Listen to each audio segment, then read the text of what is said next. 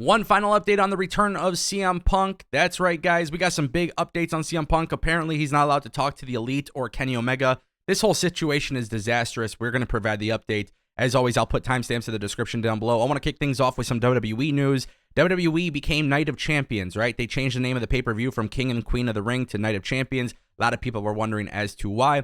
Now Dave Meltzer is actually talking about this in the Wrestling Observer newsletter, saying that the reason for the name change will actually become very clear prior to the build of the pay-per-view. He says, regarding the 527 show in Saudi Arabia, it was changed from King and Queen of the Ring to Night of Champions, and it was a booking decision. We were told it will become obvious as to why after the Puerto Rico show and in the build to the show. Now, we know in recent weeks we've talked about Shinsuke Nakamura being given a massive build, potentially a championship run. I have to wonder if this also includes Shinsuke Nakamura. Now, keep in mind, at King and Queen of the Ring, that was supposed to be a King and Queen of the Ring tournament, and that was supposed to be the idea. It was all going to happen on one pay-per-view. Now WWE has changed their mind, and instead it's going to be Night of Champions, which will be used to celebrate Roman Reigns as champion for 1,000 days.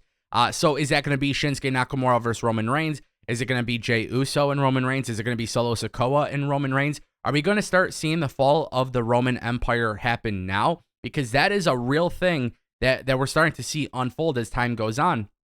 And, you know, we saw the rise of the bloodline, and it was a great storyline. Now I feel like we're part of Chapter 2, and Chapter 2 means a lot more slow burn storylines and elements being implemented in this specific storyline. So I'm excited about that. I can't wait to see what WWE has planned here, but hopefully they made the right choice, because I was actually very excited for King and Queen of the Ring. I hope WWE does keep it up in some capacity. I hope they do it in a premium live event. I want it to actually mean something.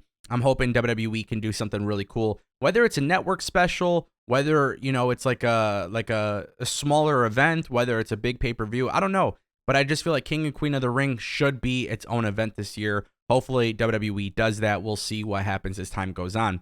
Guys, what's going on with Naomi? A lot of people were linking Naomi to AEW. A lot of people were linking her to New Japan Pro Wrestling. Well, apparently New Japan Pro Wrestling actually wanted Naomi. However, it appears that NJPW, their parent company, Bushiroad, is, I guess, having a little bit of a money issue.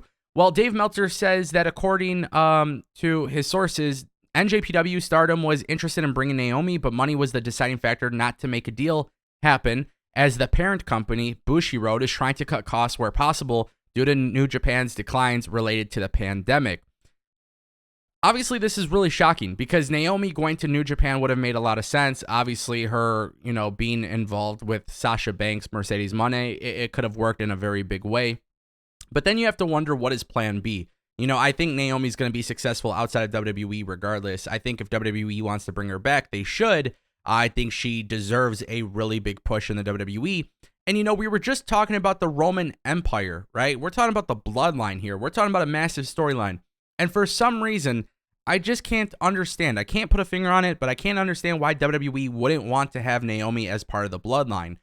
To be involved in some aspect, I just think it makes a lot of sense, considering there's actually a real-life marriage there. And, you know, I look at WWE's bloodline storyline, I look at what AEW is doing, I look at what New Japan and Impact is doing.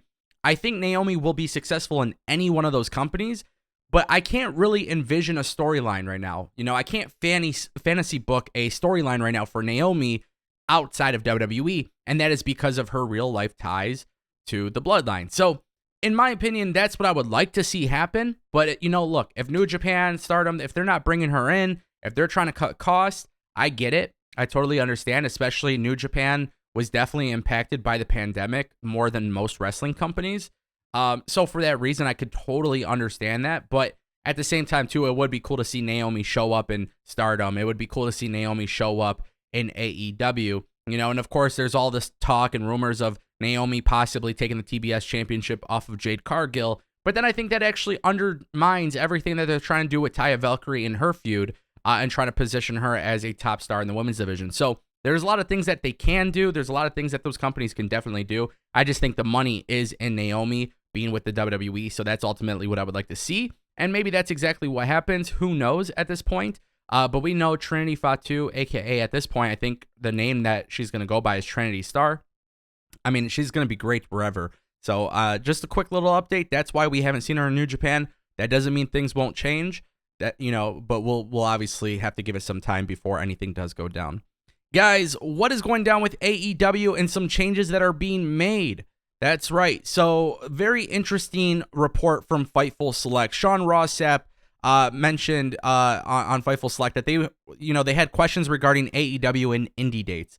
And they said that we haven't heard of AEW reducing indie dates, but with the expanded schedule on the horizon, many AEW talent could be more active within the company or weekends, leading to less indie dates. Now, if you guys didn't know, AEW is expanding their House Rules Tour, which is basically their house shows.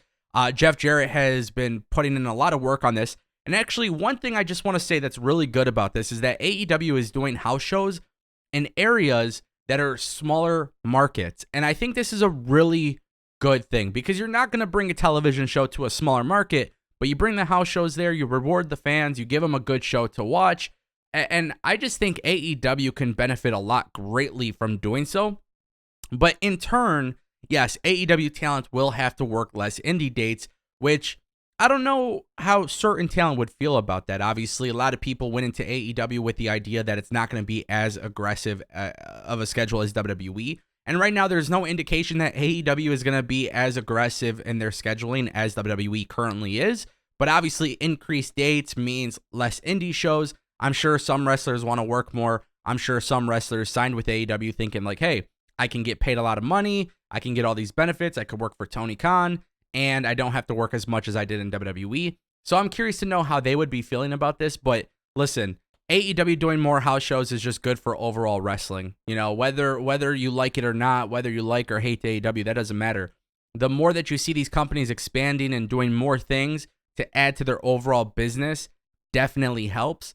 I personally don't like going to house shows. I don't really care to go to WWE house shows. I don't really care to go to house shows in general.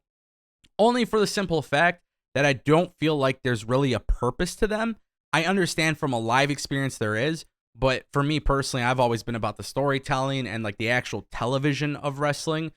So I'm not saying there's anything wrong with house shows, but I'm definitely not one of those people that are like super eager to go to a house show.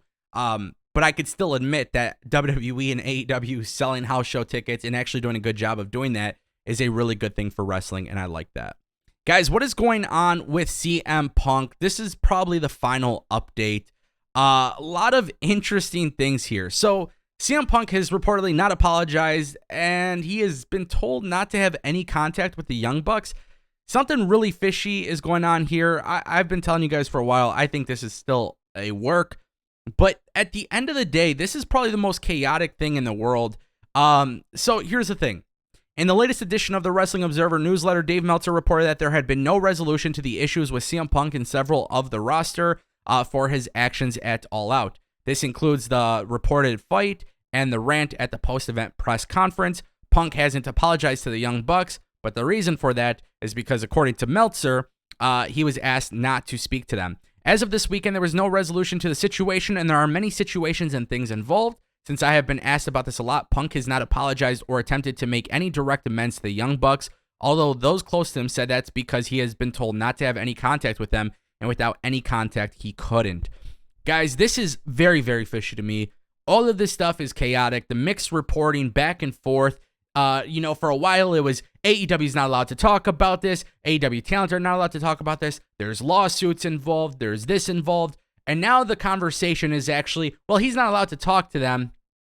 But what about the lawsuits? What about all of these things? Now, here's the thing. Andrew Zarian came out and said CM Punk is expected to be at the AEW Collision show. That is going to be his return. And that's just a couple days before AEW is at the Wintrust Arena in Chicago. So we know CM Punk is coming back by the time of June, but also at the same time, too, what the hell is actually going on here? And I'm sorry, man, but this is a professional wrestling company. You're talking about reports of an alleged fight that happened backstage between EVPs and the top guy, and there's just all of this mixed reporting. And I'm sorry, but it's really hard to believe anything that is being said about this entire ordeal without anybody having a sort of bias or anything. And I'm not, look, as a fan, I've said this since day one. If it's not a work, then everybody should be fired. Anybody who was involved should be fired. Then you see that the EVPs come back. CM Punk is obviously injured. Then I said, listen, if the EVPs are back and they get to keep their title, CM Punk should be back. And so if all this really went down the way it did, the way it was reported, then what is there to talk about? If everybody's back in their jobs, nobody's getting fired, go out there, make some business, make some money, and that's it. Call it a day. Whether they want to make this a storyline or not, that's up to them. That's up to AEW. But I just think whether this is a work or whether it's not a work, it doesn't really matter. At the end of the day, most fans are leaning towards this looking really silly, chaotic, unprofessional, and dumb. And the funny thing is, more people were talking about the drama than the actual quality of the show. So if that's all that's really newsworthy, if that's all that's really if that's the only thing you could really talk about when it comes to these shows is the drama that happens backstage, I'm very fearful of what fans actually believe when it comes to AEW, because this is not a good look. Let me know what you guys think in the comment section down below. Thank you so much for watching. I'll see you next time.